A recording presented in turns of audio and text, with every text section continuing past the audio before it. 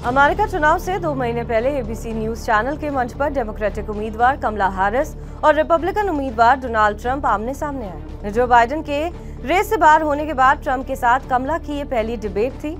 कमला अपने पूरे कैंपेन के दौरान ट्रंप से थोड़ी आगे रही। डेमोक्रेटिक पार्टी उन्हें एक कम उम्र और नई ऊर्जा वाली नेता के रूप में पेश कर रही है। ये राष्ट्रपति डिबेट पहला मौका था जब कमला और ट्रंप में ये तय होना था कि एक दूसरे के सामने कौन हावी रहता है।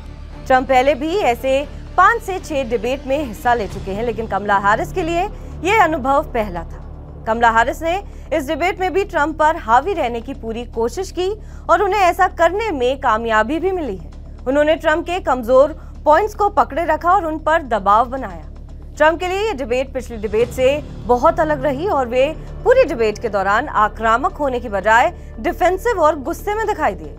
उपराष्ट्रपति कमला हैरिस ने पूर्व राष्ट्रपति डोनाल्ड ट्रंप के लिए कहा कि उन्होंने वैश्विक मंच पर अमेरिका का मजाक उड़ाया है। हैरिस ने दावा किया कि दुनिया के नेता डोनाल्ड ट्रंप पर हंस रहे हैं। मैंने सैन्य नेताओं से बात की है जिसमें से कुछ ने आपके साथ काम किया है और वे कहते हैं कि आप एक बदनाम शख्स हैं। बता दें कि ट्रंप ने डेमोक्रेट्स के बारे में सालों से इसी तरह की भाषा का इस्तेमाल किया है। इस डिबेट में कमला ने उन्हें उन्हीं की भाषा में जवाब दिया है।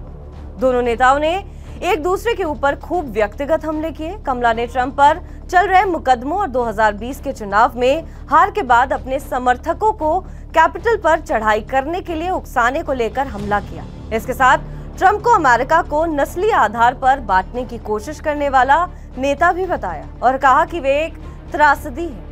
कमला ने ट्रंप की रैलियों में भीड़ की कम संख्या और उनके उन पुराने साथियों का जिक्र किया जो कभी उनके साथ थे और अब उनकी आलोचना कर रहे हैं। डिबेट पर नजर रखने वाले जानकार मान रहे हैं कि कमला डिबेट को अपने हिसाब से मोड़ने में भी कामयाब रही। ट्रंप इस डिबेट में डिफेंसिव मोड में रहे, साथ ही उनके चेहरे से उनका गुस्सा भी जाहिर हो रहा था। बाइडेन के साथ डिबेट में ट्रंप आक्रामक नजर आए थे और अपनी बातों को मजबूती से रख रहे थे। बहरहाल इस खबर पर आपका क्या कुछ कहना है हमें कमेंट करके जरूर बताएं। बाकी देश और विदेश की तमाम बड़ी खबरों के लिए आप बने रहें TV9 डिजिटल के साथ।